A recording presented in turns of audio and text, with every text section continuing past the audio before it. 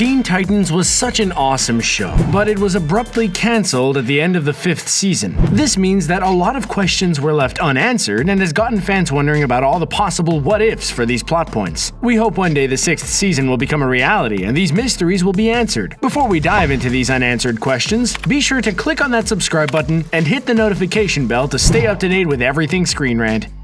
Mystery Suitcase. Just like Pulp Fiction before it, Teen Titans had an episode that featured a mysterious briefcase where the audience didn't get to see the contents on the inside. This will drive fans crazy and cause them to write up crazy theories online, which will end up on a top 10 list somewhere. In the episode Revved Up, a villain by the colorful and honestly creepy name of Ding Dong Daddy steals the briefcase full of the most important items belonging to Robin. The briefcase is held as a prize for whoever can win a race, and a whole bunch of villains participate in it, clearly wanting a piece of Robin to take home. So the Titans join the race to stop this and ultimately end up winning. Robin shows the team what was in the case, but just like Pulp Fiction, the audience is left in the dark as to what was inside.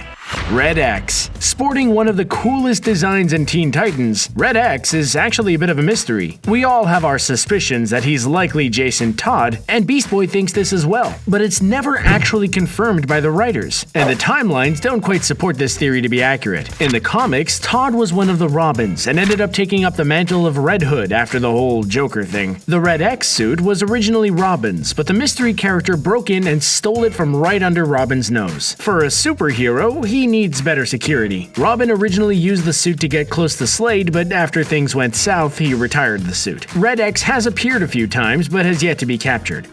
Just who is Cyborg? If you were to ask us just who Cyborg is as a person based on all of the information we got on him through the 5 seasons of Teen Titans and our lives depended on it, we'd be in serious trouble. With him and Robin, the backstories are pretty murky, but at least with Robin, we can piece things together and get an idea via flashbacks and his connection to Batman. With Cyborg, it's all very mysterious still. We got a quick flashback of the accident that turned him into Cyborg, but the show doesn't really dive into his backstory or his character. We'd really like to get to know him more as a person if the show were to ever come back, because for now, he's just a robot man with all the cool gadgets. Things to add to the Season 6 checklist.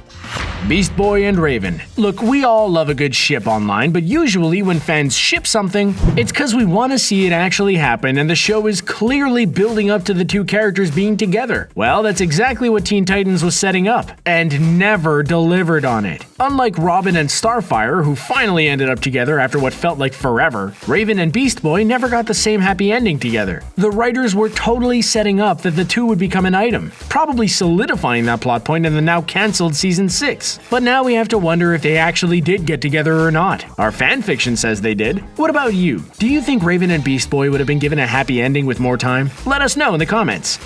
Blackfire? Remember Blackfire? Yeah, she was sort of a big deal. She's Starfire's crazy sister who has done a whole slew of pretty terrible things to her sister, such as selling her into slavery, forcing her into a marriage, and framing her for a crime. After the whole forcing her sister into a wedding thing, Blackfire was kicked out of the Tamaran, and rightfully so. But then she just sort of fell off the face of the galaxy and was never heard from again. What is this vengeful sister up to? Has she given her sister a pass in the end? Or is she planning something big? Where is she even if she's banished from Tamaran? Is she on Earth hiding in plain sight? Or like Thor, is she wandering the galaxy? We need answers.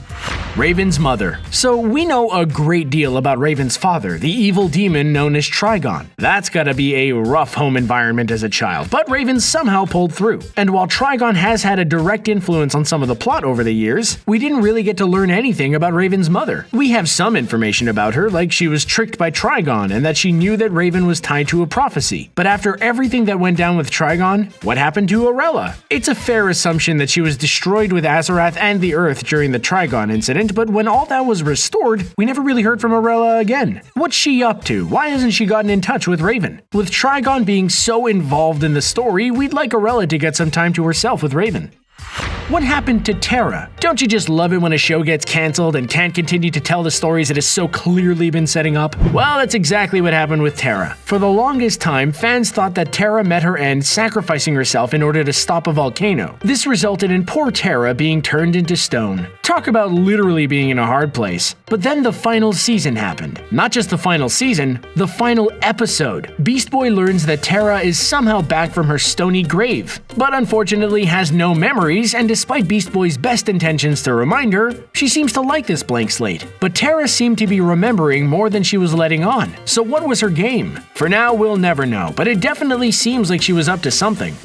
What happened to Hive? Okay, we all knew we'd bring this up, if not for its unanswered questions, then for just how weird it got. This episode featured a villain named Mother May-I, a witch who, despite seeming nice at first, wanted to cook the Titans into pies. Starfire ultimately defeats May-I, but there's the problem of the pie that the witch was tied to. So, what to do with it? Perhaps in a lapse of judgment, they decide to give the pie to the Hive students. Of course, this means that these characters all fall under the spell of Mother May-I, and the cycle repeated, with the witch wanting to cook them in a pie. But when we see Hive again, everything is a-okay. What happened off camera, and why did no one ask what happened? We're going to assume Hive figured it out on their own, but we'd still like to know.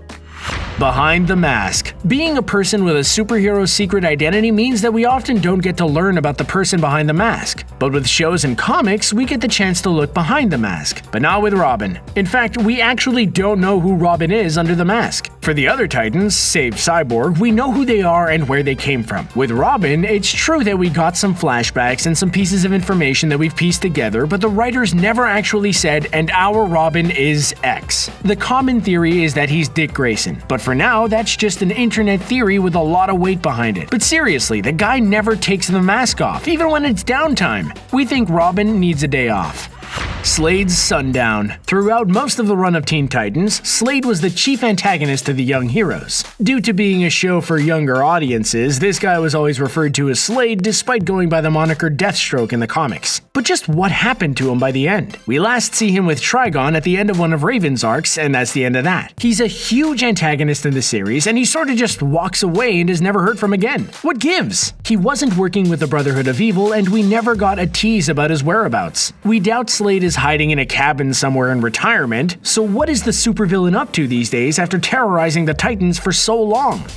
Man, we really miss Teen Titans, and we think you do too. What's the biggest mystery that you want answered from the show? Do you think we'll ever get a 6th season, or has that ship sailed at this point? Do you prefer Teen Titans or Teen Titans Go? Let us know in the comments, and be sure to like this video and subscribe to the channel for more videos like this in your playlist every day. Thanks for watching.